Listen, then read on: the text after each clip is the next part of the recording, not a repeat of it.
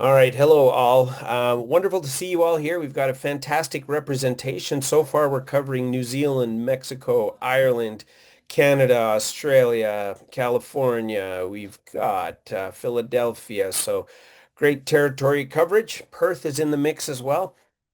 Um, I'm really excited to introduce our speaker today. He's someone I've had the privilege of working with over the last year plus. He's been very active in helping to shape some of my thinking broadly on the idea of building AI products, but also related to how teams work, related to how organizations kind of get together and make things happen. And so it's been a real privilege to be able to learn front seat from someone who is absolutely uh, top tier in the AI product sector. His work on evals is some of the most cited work on there. Those of you that track Lenny's podcast, he was recently on there. I'll drop a few links in here. And he's working with the top firms, both frontier labs as well as supporting agents in this space, including OpenAI, Anthropic, and others. So if you want to learn about A, how to build AI products, and B, how to evaluate those products, this I think is going to be a critical discussion for all of you. I want to emphasize in education, we're often a bit behind other sectors. And as I was mentioning to Hamel just before the session started, we I haven't heard evals mentioned, and we're a day and a half into our event. And I think this is an opportunity. My vision would be for the higher education system to be populated with AI product builders and for them to take excellent, solid approaches to evaluating the quality of those products and ensuring ultimately that students are having their needs met and we have a fantastic learning experience. So without a doubt, absolute treat to introduce you to Hamel and looking forward to the discussion here. Thanks, Hamel. Take it away. Yeah, thank you for having me. I've had the pleasure of working with George for more than a year on his and it's a very, exciting startup that he has, Matter in Space. I recommend people checking it out. Um, and he's also been innovating in the space of educational tools. But today, what I'm going to be talking about is a subject called evals. And I'll get into what that is in a moment. First, let me tell you a little bit about myself. Let me get control back of my slides. So just a little bit about me. I've been working in machine learning and AI for over 25 years. I've worked across a lot of different industries, including some tech companies like Airbnb and GitHub. At GitHub, I led research on large language models that were a precursor to Copilot. Copilot is one of the most successful commercial tools around large language models, probably one of the first uh, sort of commercially successful tools prior to ChatGPT. I'm probably best known for my open source work on ML ops and my writing on machine learning and AI. I'm currently an independent consultant. I've worked at over 30 companies building AI products, including what George is doing. And a little bit about, what I think is interesting here is I actually teach folks about AI quite a bit. And there is this subject of evals. And so I have an affinity towards education. My course, I'm fortunate that my course that I teach is one of the most popular courses on AI. And I teach people about this subject of evals, which is, kind of an underrated topic, I would say, but gaining in popularity because of its importance. So I'll talk more about that. But first, I want to tell you a little bit about what evals are. Let me actually, I'm going to switch my screen to my browser because I do want to show you something. Just give me a moment. So let me do that. Uh, can you see a LinkedIn screen? Yep. Yes. Okay, great. Skip. Okay, so this is what I'm showing on my screen is a post from today, or within the last 24 hours from Andrew Ng. So Andrew Ng, as you may know, is kind of important in the field of education. He's founded Coursera, one of the most popular platforms on, providing MOOCs and education. And he's also one of the kind of most important educators on AI. Um, and one thing that he said today is like, he is teaching a course on agentic AI, but I want to call your attention down here, and I'll just read it. Let me just zoom in a bit so we can see it. And he says, we scroll down, here's what I think is the most important part of this course. Having worked with many teams on AI agents, I've found that the single biggest predictor of whether someone executes well is their ability to drive disciplined process for evals and error analysis. In this course, you will learn how to do this so you can efficiently home in on which components to improve in complex agentic workflows. Instead of guessing what to work on, you'll let evals data guide you. And this will put you significantly ahead of the game compared to the vast majority of teams building agents. So I would actually say, like, a lot of what I base my intuition on evals, kind of originates with a lot of the stuff that Andrew has taught me decades ago. And so what I'm going to do today is I'm going to talk to you about what evals are, and kind of walk you through why you should also be paying attention to it as people working in the space of AI products and education products. So let me switch my screen back to the slides. And one second.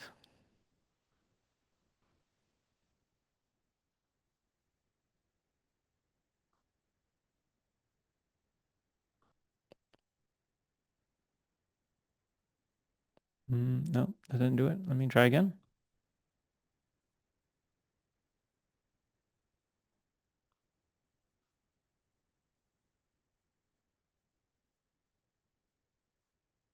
Okay, I'm back. Okay, so back to the slides. Okay, what are evals? So let's get in right into what evals are, and like let's motivate them. So if you're working on any kind of AI product, including education tools, a common approach is you iterate on your product with the tools available to you, that you may have heard throughout the day in this conference. So focusing on prompt engineering, retrieval with various retrieval augmented generation, building agents, so on and so forth. And what's really common is that you kind of use vibe checks. So you kind of eyeball whether or not the AI is doing what you want. And you can do that with, fairly easily. You can use your own product. You can see whether or not it's doing what you like. And you can get quite a bit of progress just kind of iterating on your prompt and making small tweaks to like your retrieval, to improve it. And this gets you from 0 to 1. But the problem with this approach is it can only take you so far and you'll quickly hit a plateau. And so what we find is this approach leads to stagnation. And so this is where evals will help you break through that plateau. And so evals is a way of systematically testing your application so you can stop guessing and kind of move beyond vibe checks. And so it's a kind of akin to, let's say, QA and software, but it's a little bit different. With software, outputs or your system's behavior is very deterministic. With AI, outputs are stochastic. And a lot of times with AI, you don't know what the expected output should be exactly. You can't assert, a specific outcome because, it's a bit subjective. And also the quality that you're looking for can be multidimensional. You could be looking, things like, hey, is this the right tone? Is the answer relevant? So on and so forth. And it's really context specific. And so you can't really follow your traditional software development approaches. What you have to really do is think about okay, how do you wrangle these non-deterministic outputs and and create measurements from those? And that can be daunting if you haven't been exposed to how to do that. And in any AI application, what you'll find is sort of you kind of think you have an idea of what is broken, but without systematically testing that application, there's usually a lot more beneath the surface, and you need to discover what's actually broken. And the first place that you should start is something called error analysis. Now, error analysis is something that is decades old. It's a very old technique from qualitative research, and I think a lot of people coming from learning analytics may have heard the term error analysis. And when I get into it, it might seem familiar to you. It's a kind of a qualitative analysis technique that you can, you can make quantitative. And basically, what error analysis will do is help prioritize what you should work on. So if you're working on an AI application and you're doing these vibe checks, you're going to get a deluge of data and sort of, uh, you know, you'll have lots of ideas on how to improve your application. And you you can think of lots of ways to test your application. And so what's the most important thing to work on? And what's the most important thing to test? Error analysis is the thing that helps guide you and helps you prioritize what to work on. And crucially, what I want to emphasize here is you should do error analysis before testing, writing evals or anything like that. You don't want to do, quote, test-driven development or eval-driven development. You should start with this error analysis technique. And so there's two phases of error analysis, and these terms are lifted from kind of the qualitative social sciences. And so these terms may be familiar to you. So you have two steps in error analysis. The first step is open coding. So open coding is the phase where you look at your data. So on the slide, it says look at each trace. What is a trace? A trace is simply a log of user sessions. So if you have a learner that's engaged in a specific task, it is like the multi-turn conversation that the user is having with your AI, along with all the tool calls, retrieval steps, and so on. It's something that you can use to sort of replay and understand everything that happened and all the context that the large language model has access to. And so what you want to do is you want to look at each trace and what you want to write clear descriptions of any failures that you see. And this is, like a journaling. So you're not trying to do a root cause analysis and necessarily say why it failed. You just want to write a clear description of failures. And you just want to observe.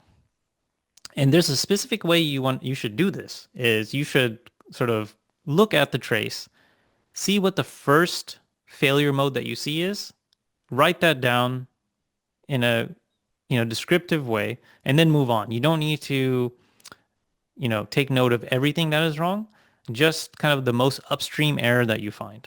And the reason for that is a lot of LLM workflows are causal in nature. So if you have an error, it's going to, in on one step, subsequent steps will tend to also be impacted. So you want to just focus on the upstream error. And then the second phase is something called axial coding. Axial coding is where you will categorize these open codes. So you'll kind of cluster these open codes and you'll categorize them. And you can start with simple counting. There's a lot of different data analysis you can do, but counting could take you really far. So just to kind of give you a more visual of what this looks like. So when I talk about open coding, and you may not be able to see the screenshot, let's say, without zooming in, this is how it looks. So I want to give you like a more tactical feel so what I've pulled up here is, a observability interface that shows you a trace. So you have here on the screen, you have your system prompt up here, you have a first user message, you have a tool call, and you have the tool result. And you can keep going, on and on. And this is kind of what a trace might look like in an observability platform.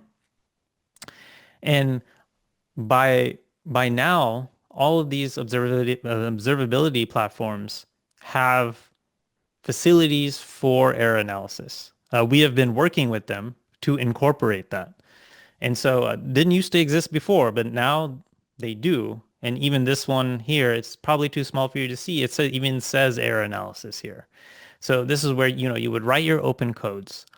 And, to begin with, you can just focus on failures. You don't have to journal about the successes. It's okay if you focus on failures.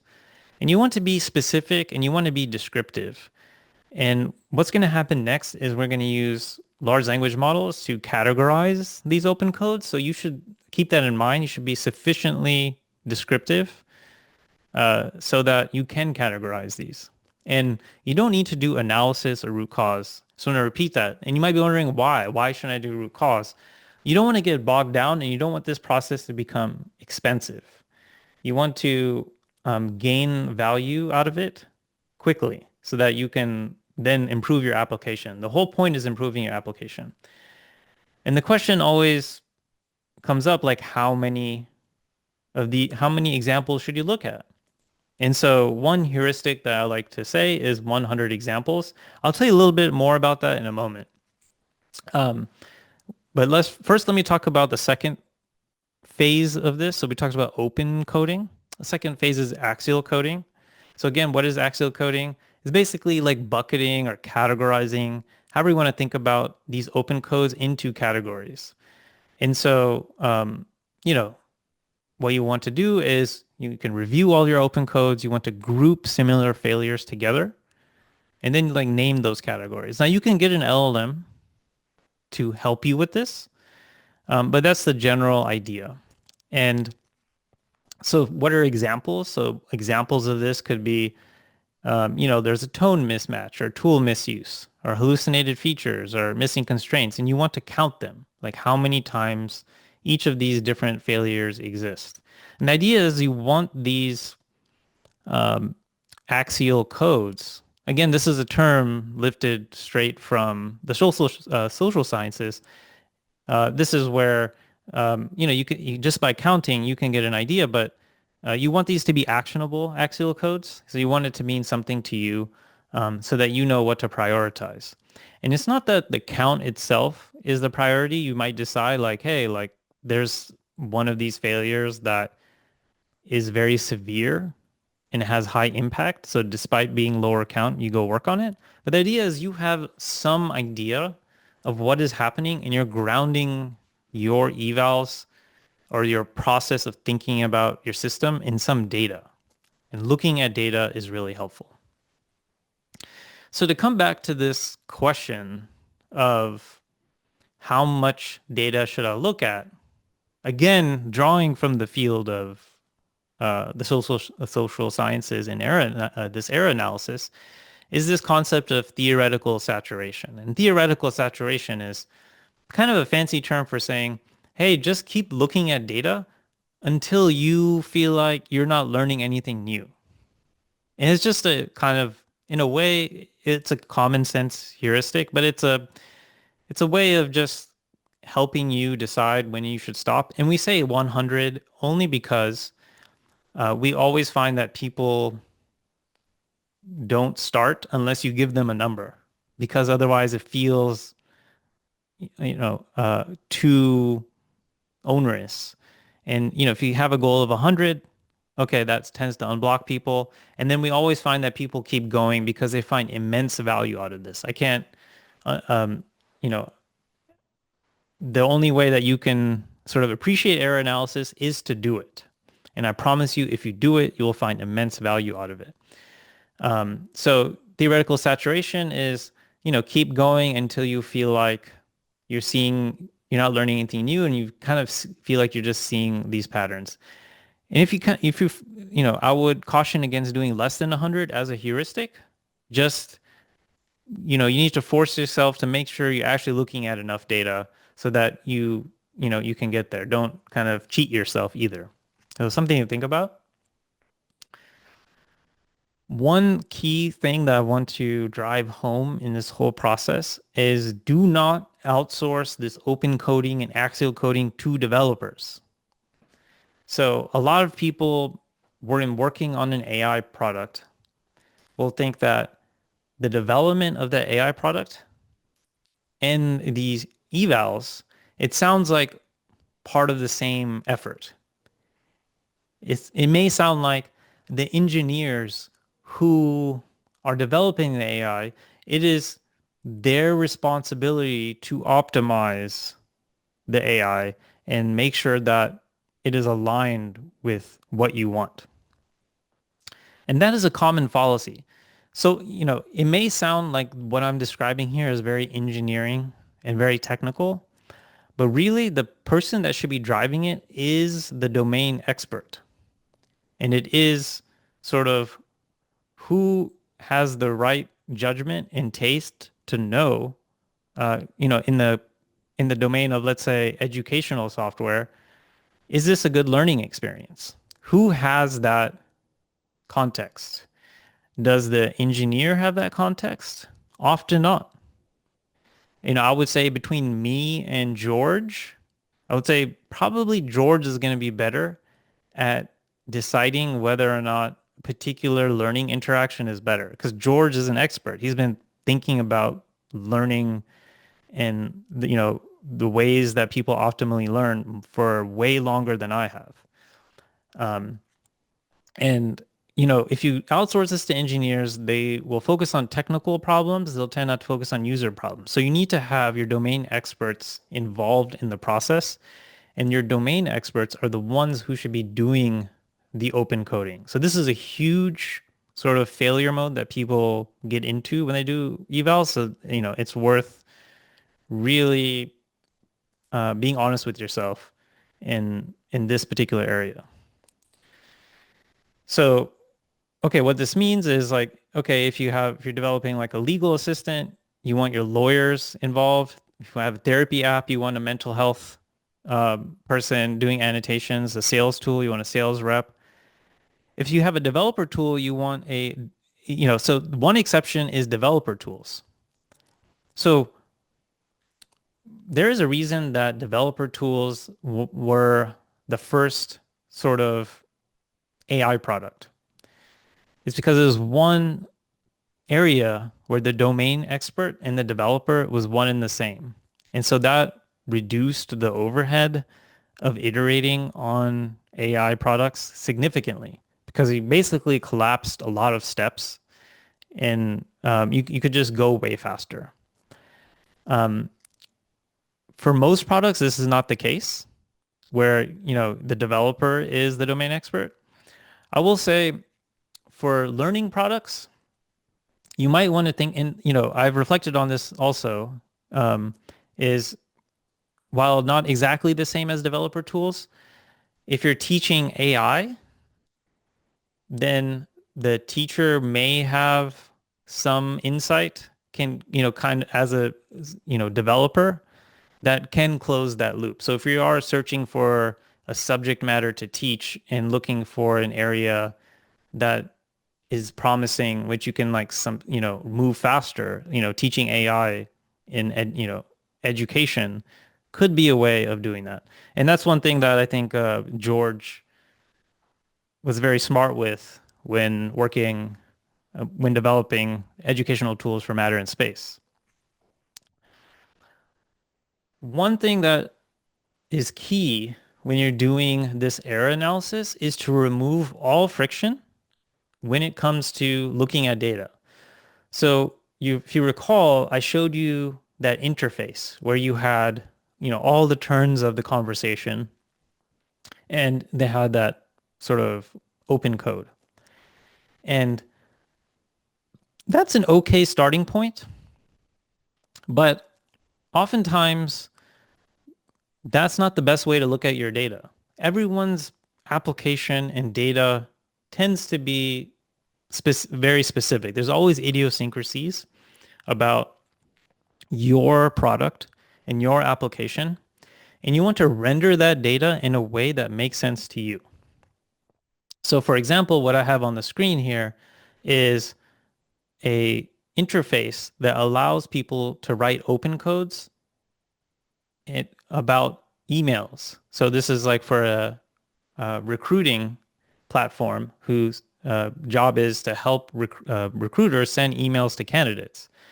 And so what we want to do for that case is we want to render that data contextually. What that means is, making the data look like an email. It's much easier cognitively to go through data if it looks like the way it's meant to be seen and formatted exactly the way it meant to be seen, rather than just like a blob of text. So it's really important to do that. And a lot of times there's a lot of context involved. You need to see multiple things on the screen to judge whether or not a conversation has gone correctly. And what I show here on this screenshot is, hey, there's like some context that you need to see alongside, let's say, the interaction. And so a lot of times the only way to do that is to create your own data annotation interface. And so it might seem like a big lift. Like, how am I going to create this data annotation interface? Who's going to create it? It sounds complicated just for the sake of doing evals. And the answer is AI makes this very easy to do. AI is really good at creating visual interfaces in web applications that can render data for you. And we've done it, thousands of times at this point. And I can tell you that it's a very high ROI.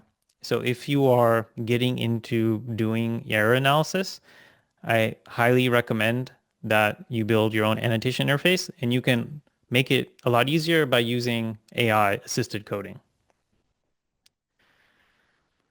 Another thing that comes up when we talk about evals and error analysis is generic metrics. So you might be tempted if you're going to get into evals and try to figure out a way to measure your product and if it's working correctly, is to use an off-the-shelf tool. There's a lot of, it's a kind of an instinct you might have to say, okay, can I please outsource this problem or make it someone else's problem to tell me whether or not my product is good or not? Can I just use a tool? Can I just buy something and like have it run these evals for me? Isn't there a vendor that can do this? Can't AI just do this automatically for me and tell me when their product is good? And so you have to be really careful about all that. Number one, you can't let AI is not going to be able to tell you whether or not your product is good off the shelf. You have to go through a process of aligning the AI with you. And the only way to do that is to go through this error analysis and write down your feedback and go through the iterative process of improving your prompts because the AI cannot read your mind. But beyond that, a lot of these like vendors will give you off the shelf quote evals. They'll give you like a dashboard that will give you a hallucination score, toxicity score, coherent score, relevant score, whatever it might be. And one of the things I want to help you avoid is to not use those. So those tend to be very noisy and usually not correlated with the most important problems in your product. The right way to find the most important problems in your product is to do the error analysis because hallucination may not be an important thing for you to work on. And what is, a hallucination score? Ultimately, what is that? It is a prompt. It's someone else's prompt. And the probability of that someone else's prompt being a good fit for your product is fairly low. And so don't use these generic scores. What you can do, the more advanced technique is you can run these generic metrics if you really want to on your traces. You can sort those traces by the scores they're giving you, and then you can see if they're giving you anything interesting. So if you like have an off-the-shelf hallucination score, you can use it, and then sort your traces and start reviewing those traces and say, is there anything interesting here? And sometimes you'll find interesting things, sometimes you won't. And then you can create your own eval that's customized to your problem. And so this is what I recommend. Okay, so we talked about some mistakes, but it's worth recapping them. One, so let's just kind of remind you. First pitfall is writing your evals before you do error analysis. So, that can happen if you try to use a vendor and import some evals or use some off-the-shelf evals or try to just come up with tests. You shouldn't do that. You should do error analysis first. The second thing is do not delegate annotation in this error analysis process to non-domain experts. The third pitfall is using generic metrics as truth. You do absolutely should not use generic metrics as you will waste your time. You will burn lots of money and time if you do that. Um, you don't want to skip looking at data. A lot of folks are scared of looking at data. I'm here to tell you that it is the most valuable part of the whole eval process. Even if you don't write any evals at all, you will get, and just focus on looking at data and just focus only on error analysis. There's a lot more to evals than just error analysis. You will get immense value. And then the last thing is building eval infrastructure before understanding failures. So it can be tempting to say, okay, I'm going to purchase all these tools and wire them together and have this prompt management over here and have like, these evals over here. And, I'm going to have build some dashboards. I'm going to do all this stuff. But what you really need to do is first do error analysis. You need to understand, you need to understand what you need and how your system is failing and start small and start concretely with what is failing and start thinking about infrastructure that might help you iterate through that faster. So just to recap, why is this process important? One, this error analysis, know your actual failure modes, it helps you prioritize like a list of what to fix. It also helps get your domain experts to have buy-in. When you have specific failures and you're involving your domain experts in creating the evals, what we always find is not only does the LLM become more aligned with the domain expert because you go through this iterative process of error analysis and their domain expert's feedback ends up improving your prompt. We're not going to get into how you improve the prompt, but also what we find is the domain expert becomes aligned to the LLM. And so it's a two-way thing, both human and AI. Domain experts will understand the limitations and the trade-offs of LLMs, and they kind of tend to relax or modify their criteria. And this term is called criteria drift. There's a really good paper that I forgot to put in these slides. It's called Who Validates the Validators by my colleague Shreya Shankar. And it describes in great detail this phenomenon of criteria drift. When domain experts are forced to look at the data, they shift their criteria quite significantly. And so that's why this process is important. And I kept this sort of presentation at a high level because we only have an hour. One thing that I highly encourage you to do is be hands-on with this process. Now, it might seem like it's very technical or maybe out of reach for people. And what I would recommend that you do is actually watch this demo that I did with Lenny Racheski very recently, just a couple of weeks ago. The URL is here, bit.ly Lenny-evals. And what we do is we do evals just in spreadsheets. So if you are comfortable using Google Sheets or Excel or whatever, I show you an end-to-end process of doing evals. And it's kind of like the most basic form of eval, so it's not everything, but it will give you a powerful mental model as a product builder or, as someone in the education space who's trying to make AI products. of like how to think about, making your system better systematically. So please give it a watch. I think you'll find it valuable. And to kind of end things, like, okay, I just want to tell you a little bit about the course that I teach. So today we only talked about error analysis. So the only thing that kind of we had time for. Um, but I do think it's the most valuable thing. So if you kind of focus on that, you're gonna start to be very successful. Um, but there's also, how do you measure after you create these, do this error analysis? How do you start creating automated evaluators? And there's different kinds of automated evaluators. And then also, what's important is how do you go about improving your system with these evaluators? Um, and so these are some of the things that I teach in my course. Um, I have this link up here. It's actually a discount to the course in case you're interested. But yeah, that's it. And I'll go back here because I actually want everyone to have this resource. And if it's still a bit mystery of what I'm talking about, please watch this, and start there. So I'll leave it there and I'll leave it open to questions. Perfect. Thanks, Hamel. That's excellent. I dropped the link in earlier if any of you have issues grabbing that, but that's a pretty straightforward bit.ly link.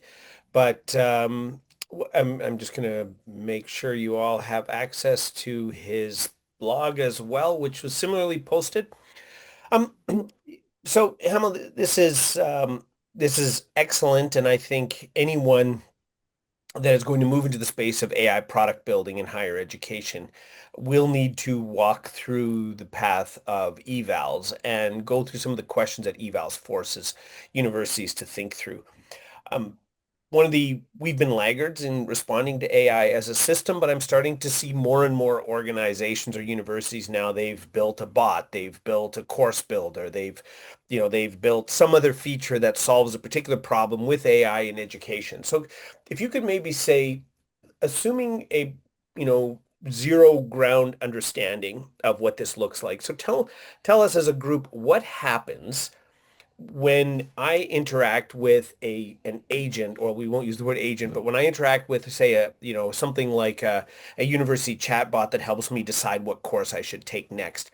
Where's the eval? Like where does this conversation magically go? And like talk through that loop a little bit of the call to the LLM, the storage in some kind of a, I mean, it could be could be Lang Fuse, it could be, pick some other tool, but the observability toolkit that you mentioned, and you go through the coding. I think the coding was clear. So I'm wondering if you can just sort of try and unpack that whole exchange for people here who may not have ever seen a trace and what that looks like in a toolkit, just so people can ground it. You will see it in the future if you're in education, but they may not be there yet. Very good question. So let's go with this example of, hey, you have a chatbot that helps you select or helps recommend what classes you should take based upon your interests. And so a user interaction with this chatbot might be, you go to a website of like your registrar's website. It has a little dialog box in the upper lower right hand corner that says like, let me help you choose. And you click on let me help you choose in this magical AI and you can say, hey, like ask you some questions maybe. Um, you know, it may have access to your prior coursework. It may have access to maybe other things. It may actually ask you for information. And so whatever that this application is, it's conversing with you.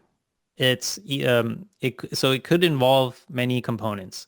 One is, okay, this assistant probably has a system prompt where you have instructed, for this particular example, it would be, the system prompt would be something like, you are a helpful uh, course registration assistant who takes into account A, B, C, and X, Y, Z about the student, and kind of like sets the stage for your chatbot. And then it would be users asking questions. It might be tool calls. So you might have your LLM fetch prior coursework or current class availability, seats remaining in classes, schedule preferences, so on and so forth, eligibility information, interacting with the registrar tool. Or the application behind the scenes. It could involve doing some other retrieval about the user. Um, and so there's a lot of things going on, some of which are shown to the user directly in form of messages, some of which may not be shown to the user. And so all of that information needs to be logged. And usually when you have an AI application or, you have some telemetry. And usually with software, you have telemetry. This telemetry is not necessarily a foreign concept to software. And the word trace actually is not AI specific. The word trace, has been used for a really long time. And what it really means is a log of a sequence of events. So if you think about a shopping cart, you go to Amazon, you search for something, then you click on some products, and then you sort of make your way, maybe eventually have a checkout and you order. That's like a whole user session. And you can think of all the different things you did in that session could be collected into a trace. And the same idea is there with your user interactions with your AI is like you have a log of this entire session or sessions that the user is having, um, which includes all of the different things that occur. And so um, fundamentally, it doesn't really matter where, how you log these. You need to log them somewhere. In the most simplest form, you can log it to a text file somewhere if you want. Um, but it can often be useful to like have a database where you put these things that you can search through them and then you can even look at them. And so that's what a lot of these tools, there's a lot of LLM specific observability tools that kind of put some guardrails around how you are logging so that based upon the fact that we know this is an AI application, and then help you, kind of give you a schema so you don't have to like invent it from scratch to where you can log this data. And then basically you'll get an interface where you can view this data. And so that's the kind of overall premise. And then once you have this data collected, now you can start to do this open coding. Now, one question that always comes to mind is like, okay, like what if I don't have data? I'm working on an AI application. I don't have any data yet. I'm just like working on it. So now what you should think about is like, number one, try to get some design partners, dog food your own product. It's really useful to get design partners. But another thing is you can generate synthetic user queries using LLMs. There's a specific way to do that effectively, which probably don't have time to get into right now. But you can synthetically generate data. You need to synthetically generate data in a high value way with given some hypotheses you have about where your system might break. And so, yeah, I could talk about that more if you want, but I just hopefully that's a good overview. No, that's terrific. And to see it as a holistic thing, I mean, if those of you who say have a learning analytics background, you're used to seeing some different form of traces, clickstream data or data that's captured about user interaction that you then do something with. You might have in a threaded discussion forum, as an example, a few learners that have interacted with one another, and you can take those, I'll use the word traces, to produce a social network that gives you an indication of how learners in a discussion are related to one another. And once you have that, which is a key part, there's two aspects going back to evals general. Um, and maybe I'll direct it as a question rather than a comment. At what point do you feel that a university that has a robust and growing tech product or AI product, at what point do they automate it? Like at what point do the LLMs do the evaluation rather than humans? Do you have a particular indication of when you flip that switch? Yeah, so I mean, it's not the case that this eval thing is completely manual and cumbersome. You want to, just like anything else, you want to have a human in the loop. And you want to use AI, you want to leverage AI, and you want to drive it. And so, things like, for example, doing axial codes that, You can use AI to do it, but you need to see what axial codes are produced and make sure they make sense and maybe iterate on it a bit. Similarly, when we get into creating evals, so there's a question in the Zoom of like, what is an eval actually look like after you do like this error analysis for the education context? So like, one example of an eval is, let's say in your error analysis, you find that your AI is consistently, let's say like you have text message interface to your educational AI for whatever reason, and you find that the way that people write text messages is sometimes they don't write complete sentences. They may break up their sentences over multiple texts, like "Hi," and then "How are you doing?" in a second text, and then that's how people text, and that might if you might find that, oh, okay, like that's really confusing my AI. My AI is like answering right away, is breaking the conversation flow. And so you might find that that's like your top failure mode. I'm just making one failure mode up. And then you would then decide whether or not you want to write a code-based eval or an LLM as a judge. And you would create an automated way to flag this error and know if the error is occurring. LLM as a judge is significantly more complex than a code-based eval, because of the LM as a judge, you need to do a meta evaluation on it to make sure the LM judge is correct. Again, that's probably too complicated for this, but you come out of the process with metrics that are very specific to an actual error that you are facing, not generic. So that's what it looks like. Um, and yeah, like hopefully that helps, Bruno. Okay. It seems like it did. Okay. Yeah. Perfect. So you got that. And there's another question around systemic evals keep getting thrown different errors. The error analysis part sounds really useful. Find it hard to approach metrics and evaluation, especially since tweaking one thing often throws off the whole code. Hmm. Yeah, this is a good question. So I think so this is exactly what evals is for. This it's kind of like, if you're familiar with software, it's almost like similar qualities to unit tests, in the sense that no matter what changes, you might change your model, you might change your code, you might change your prompts. Really anything you change, you can run your evals and get a score. You can get an objective score about your system. The scores may not be perfect, because it's an evolving process of making evals, but these are invariant. These evals, if you do them correctly, are really good signals that you can run despite your changes. So if you make some kind of change to your system, that the evals that you end up doing will still be valid. And I think if I read into the question a little bit more, you might be wondering like how often you do the error analysis. And so that, like, there's no right answer to that. I would say periodic error analysis is good, or when there's large changes. There's no like magic answer to this question. That's probably a discussion that's also, it's impossible to have in the time we have.